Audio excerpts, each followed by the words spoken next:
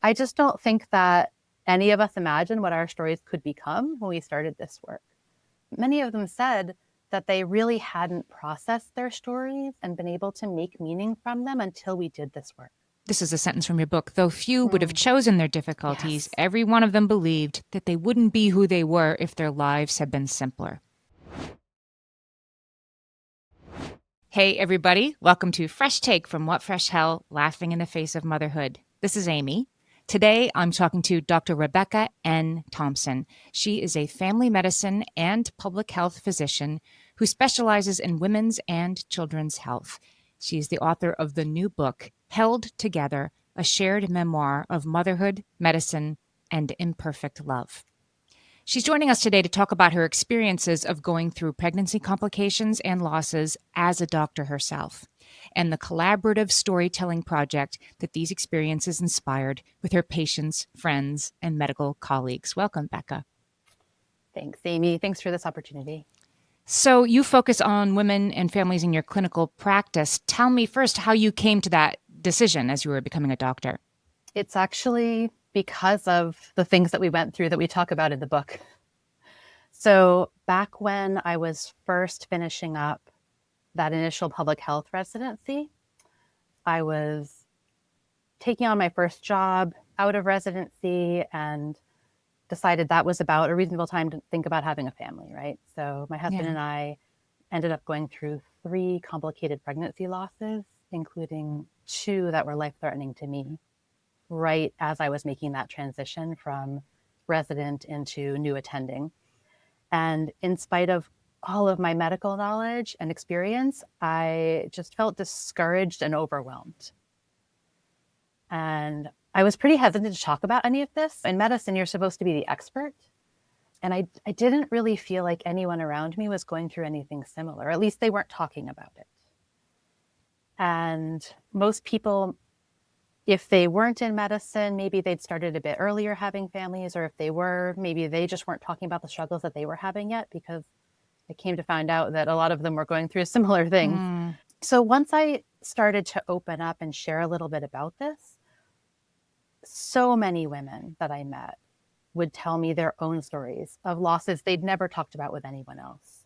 And even if they hadn't been through pregnancy losses per se, everybody had something to share about their family's complicated origin story or the complicated relationships they had now. Yeah. Yeah. I'm going to read you something from your own book Okay. about this tendency, because it is, I agree that telling our stories heals us, but there is this tendency that we have to hide the sort of hardest things in our lives.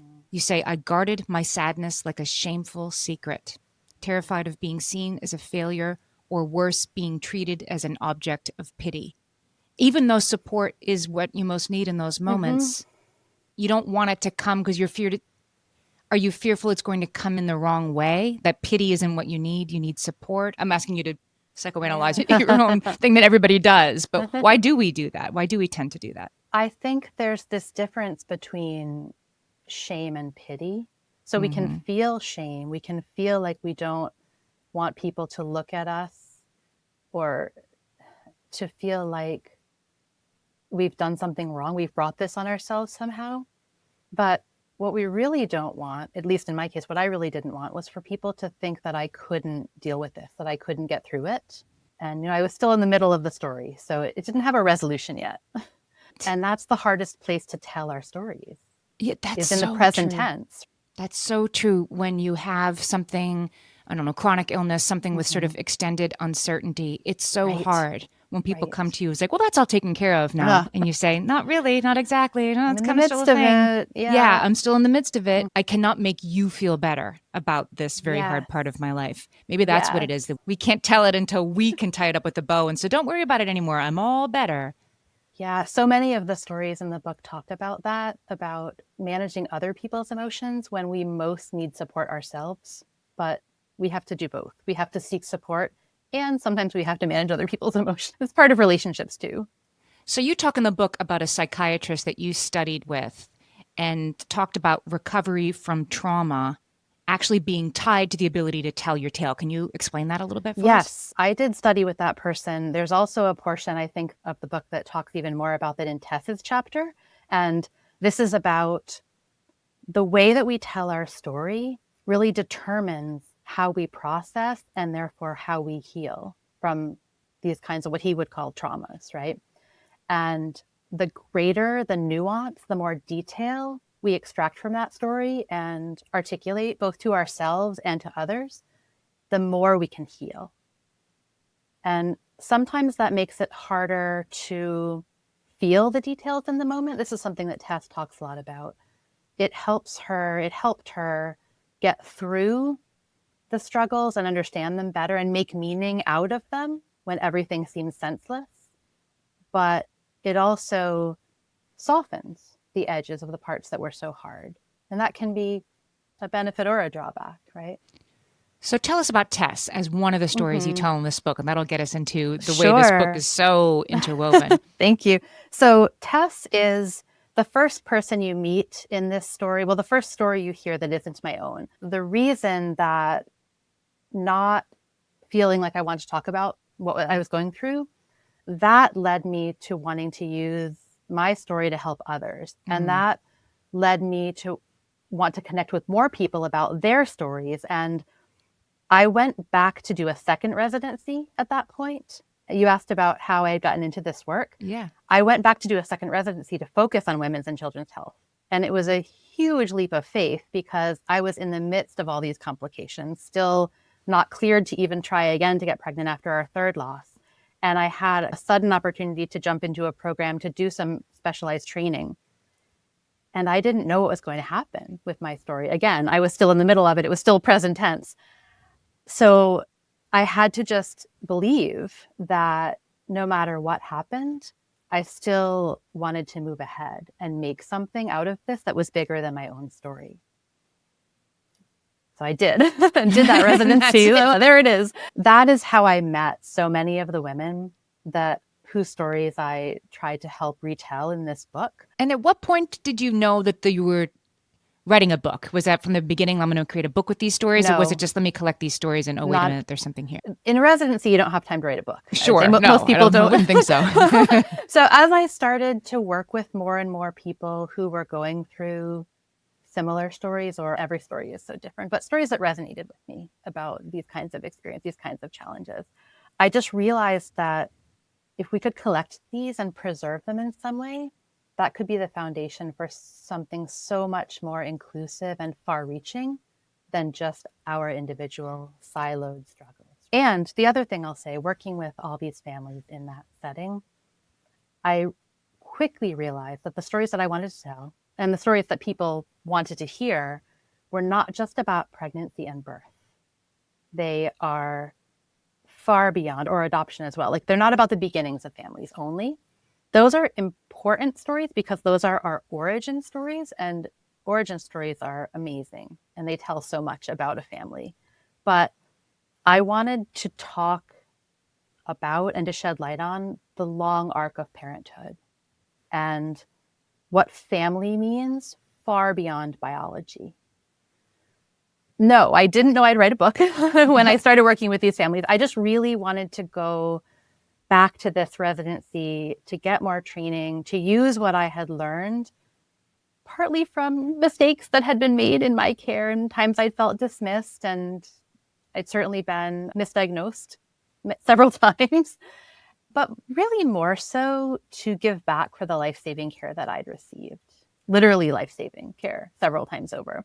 And so I'll tell you a little more about Tess. So Tess is the first person whose story is included that isn't my own story. So this book is a collection of a collaboration, let's say, between myself and then 21 other individual women.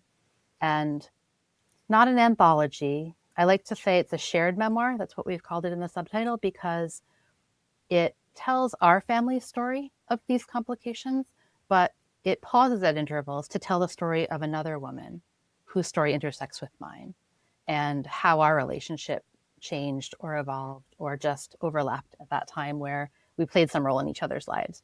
So for Tess, she's one of my closest friends going back for years. And at the moment that you meet her, I was in the midst of our losses and had just come out of a surgery for some complications that I had. And she was pregnant with her daughter. And we were on the phone. She complains about these exhaustion, aches and pains, these kinds of things that are very ordinary for pregnancy, but were making her really miserable. And I just didn't have any reserves of sympathy for that. I just I couldn't relate to it. And she didn't really know what had been going on with us at that time because I hadn't been ready to talk about it. So she might have been handling this moment differently had she known, Mm-hmm. but she didn't because we don't share our stories. And so then Right. you're having to hear things you don't Right. really want to hear. Yeah, maybe. I mean, but it's really beautiful to see the way she talks about it in her chapter, that she didn't understand what these things would be like. She had no idea. She'd memorized them. So she's a child psychiatrist, and she had memorized these things for her training, miscarriage and infertility issues and treatments. And she knew the terms medically, but she didn't understand the real implications or the experience of any of it. And she didn't know anyone who had talked about going through these things. So at that moment, you can feel how our friendship is harmed by that disconnect, and why we cannot be there for each other in those moments. You really feel that. And you're sympathetic to both, I think. That's right. No one's the bad guy, right, in that No, situation. absolutely not. There was a long stretch in our lives when it was too painful to talk about any of this for several years at least. But, I'll tell you, we do reconnect in the end, and she's still one of my closest friends, or again, one of my closest friends. And all four of our kids are teenagers now, and we've been through many other things together. So I think that what you really see is, as we support each other when we can, it's okay if there are moments when we can't. And our relationship now is far stronger than it would have been if we hadn't been through these things. And then there's Devora, another Yes. person whose story you tell, and all Yeah. of these tales. Tell our listeners a little bit, because they haven't read the book yet, about how Yeah. these stories, it isn't like this chapter is Devora and this chapter's, it really does intersect and weave in a way that you almost can't understand it until you read it. But tell us how you came to that sort of structure. I hope so. That was my intention, is to weave it, like you said. Yeah, So it's very woven. thank you. I didn't want my voice to be the only one. Yeah. There's such a huge diversity of experiences and families. And again, this is only 22 of us. Even so, it's a small glimpse into what family can mean. But I wanted to represent something more than just one person's story. And that's why I didn't want to write a memoir. But I also didn't just want to collect stories as an anthology. I wanted to be in partnership with these people. And so some of the women are patients, former patients of mine. Some are coworkers, other medical professionals. About half are medical professionals themselves from a wide range of disciplines: doctors, nurses, massage therapists, EMT, kind of different range of medical perspectives. And some are just friends that I've known for up to 30 years plus. So each person we were coming from a different relationship, but in every case, I wanted to collaborate with her and understand her story so that I could help her write the most compelling version of it. So the way that we did that was mostly through oral history and recorded interviews. If she were nearby, we would go for a walk together, sit in a coffee shop. We recorded all of our conversations, and then I transcribed them and tried to use those to, if she wanted to write some portions herself, which some people wrote quite a lot and some wrote almost none, it was all oral. I tried to weave together whatever pieces she had given me to write her story using her voice, but crafting it myself and then giving it back to her and saying, how is this?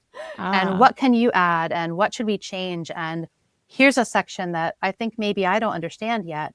Can you write a paragraph here? Or let's talk again and record it about this topic so that we can really get to the heart of that, and tell me what I got wrong so we can represent your experience. So I did that with each of them. What was that experience like, giving the stories back to people? Were they Amazing. gratified to see it? reflected, their realities I reflected in hope this way? so. I hope so. They all stuck with it for 10 years. So I appreciate that. I thank them so much for trusting me to shepherd their stories and for believing in it for more than a decade now. And I just don't think that any of us imagined what our stories could become when we started this work. Many of them said that they really hadn't processed their stories and been able to make meaning from them until we did this work. So to answer your question about like, how did they experience it? A lot of them told me that kind of thing. It's I that felt that way healing. about myself too. Yeah. And this is a sentence from your book. Though few would have chosen their difficulties, Yes. every one of them believed that they wouldn't be who they were if their lives had been simpler. Yes. And I think Agree. that I identify with that there are these moments, they're the forging of us, of our Yes. strength, and Yes. they teach us so much about ourselves. How is writing this book and working with all of these women's stories, how has it changed you as a clinical practitioner? I think that even before writing the stories, just going back to do that focus training and working with more and more women and families, I think it's the best reminder that we all have our backstory. And it comes to that idea that you and Margaret talk about all the time, that every mom is a person too, Mm-hmm. right? And every doctor is a person too. That's true. And seeing those connections through our lives and what brought us to where we are, this is actually really relevant to Devorah's chapter. So I'll talk about that in the context of her story. So near the beginning of the book, you meet Devorah, who is my obstetrician, when I'm in the midst of an emergency complication, let's just say, and we meet in the ER. She comes in at this particularly difficult moment in my story, but then she weaves throughout my story because she cares for me through many complications and eventually some good outcomes. But what's really, I hope, really interesting is that although you only see her in relation to me through a lot of the book, at the very end, you get to read her story. And so you learn what it took. When I say I wanted to go back to return the care that others had given me, the life-saving care, that's Devorah. That's really to give back what she gave to me. And so you learn what it took to make her this brilliant, compassionate physician that was able to care for me through all of my complications and with such love and skill and really treating me exactly as she would have wanted to be treated herself. You're blowing my mind because I'm sitting here thinking of like my kid's pediatrician, who I think is Mm-hmm. just a Mm-hmm. wonderful doctor. And my point of view about her is like those children's books about the teacher sleeps at Right, school that right. you can't Pops up from the imagine. desk. Right, that you see your teacher at the supermarket and it's like, what? Mm-hmm. That I'm sitting here Right. thinking, oh, of course, this Right. person who is such a, oh gosh, such a compassionate, thorough caregiver has seen some things in her own life Mm-hmm. and of course that informs her practice. And I just, I look at her as like the person I count on when I need her. Right. And that's what a professional relationship is like. But of course, each of us have these deep wells of Yeah. story. And probably she's much more compassionate for having been through those things. Which I'm That making you that up. trust I her. have no Yeah. idea. But No, of course they but exist. she has. You don't Of need to course, make it up. because Of she course has. she Right. has, Right. because that's being human, right? That's right. And That's that's being why human. and whoever is caring for you, the reason they're able to come to you with that attitude, that approach, that experience, it's because of their own struggles. They can recognize yours and be there to support you. So, speaking of people who don't like gray areas, I think that the consumers of a story like it to have an ending that they can understand and close the book with a satisfied sigh. But so do medical practitioners, I think, right? Like we Mm-hmm. want there to be, of course, the patient wants there to be an answer, a diagnosis, something that's going to fix this, will make it go Right. away. And I think medical practitioners Mm-hmm. must have some of that search for certainty Mm-hmm. also. Do you think that medical practitioners would learn a great deal from reading this book? Oh, definitely. Yeah. So I don't think you need to be in medicine to enjoy this book. I No, you think don't. most people, we all navigate health and wellness and medical environments, right? But I think people in medicine will have a kind of an extra experience of seeing themselves in those gray areas, like you mentioned.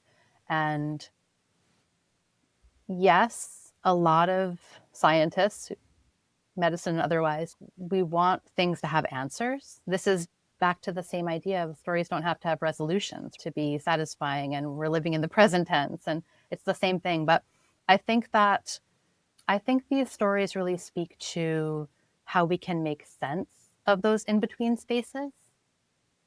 And everything happens for a reason. It's one philosophy. We reject that, honestly. In this book, I feel like what we're doing is making meaning out of what happens. And that's what we can do in the in between, even if we don't have an answer yet. It occurs to me, if you're a medical practitioner, sometimes that in between is the patient is expressing a lived reality that is not showing up in anything that you can put in a chart. Yeah. But it doesn't mean that they're therefore not telling the truth. It means that there's this in between. That's what's happening. That's exactly right. And so I feel like one of our goals with this book is to amplify the messy stories. I think the messy stories are the most interesting. Tell me about the title, Held Together. Yeah. So, as you might guess by now, there are several layers of meaning to the title. So, a lot of the stories are really challenging, and they are about times that we as women are trying to hold it together when things seem to be falling apart all around us. And these are stories about strength and persistence in that time, right? But they are not overly simplistic. They are not just to say it's about being perfect and now we just keep everything together. It's not keeping it together. It's holding things together. And that's really different. Holding things together is about holding on to each other for support and using our strength in the ways that we can find it. It's about doing the next right thing and then the next and then the next and then the next, knowing that there is no finish line. And you mean that for both the medical practitioner, the caregiver, and just the person moving through something difficult, that you just do the next right thing? I do. And the other thing, the only constant is change, right? And I think we see that as parents more than anyone. And so if we can embrace that and feel like when we can make a bigger story out of the little things that happen, the little moments, that's where we really live our lives. That's the core of it. We focus on making plans. We have goals. You and I are both familiar with that approach. But life is lived in the details. And life is lived in the I'm not sure what's going to happen next. And life is lived in the choosing vulnerability. What do you hope that readers who aren't medical practitioners get out of Held Together? Well, I think one of the biggest messages is that we're so used to comparing ourselves to others.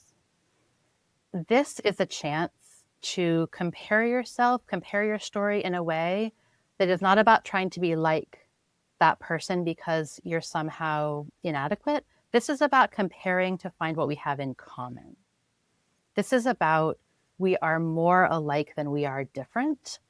And it's such a wide range of people, backgrounds in this book, but all of them have these things in common. They love their children, they love their families, they just want to do what's best, even while it's impossible to say what best even is. And so I hope that this book will be both, they say, both a window and a mirror. You look into it, you learn about someone else's experience that you never could imagine happening to yourself. It's so far from anything you've known. And yet, when you read it, you come away understanding something new about yourself. Right. I had that experience reading this book because you think, like, well, I've never gone through anything like that. And then there's just some tiny detail that, oh, but I have gone through that. I have had that feeling. I have had that phone call or whatever that I recognized. It's not like you read the book waiting for the person whose story you will recognize yourself in. You recognize yourself in all the stories. Yeah. And we all recognize ourselves in one another's stories. We just don't know it yet. I think that's the other meaning of the book. It's these stories are like, this is all the stories preserved together in one place. The stories held together in one place. And Yes. I hope that is what makes them into something bigger.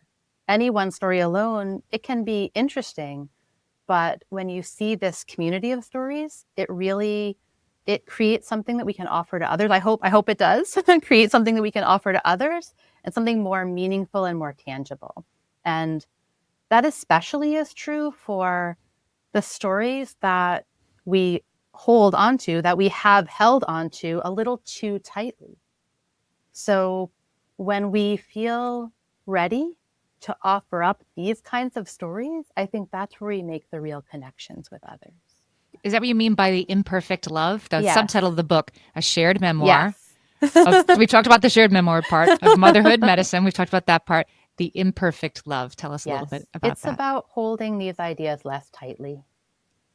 It's about knowing that if we can accept and forgive both in ourselves and in others, we can open up room for a lot deeper relationships and trust. I really loved this book. I wrote a blurb for this book, and you'll see And it thank you. yourself It's beautiful. Thank you so if you buy the much. book. I loved this book. Dr. Rebecca N. Thompson's new shared memoir is Held Together, a shared memoir of motherhood, medicine, and imperfect love. I'm going to put the link in the show notes so you will be able to buy it just by clicking on the show notes in this episode. But Becca, tell our listeners where else they can find out more about you and the book. Yes, well, I have a website, RebeccaNThompson.com.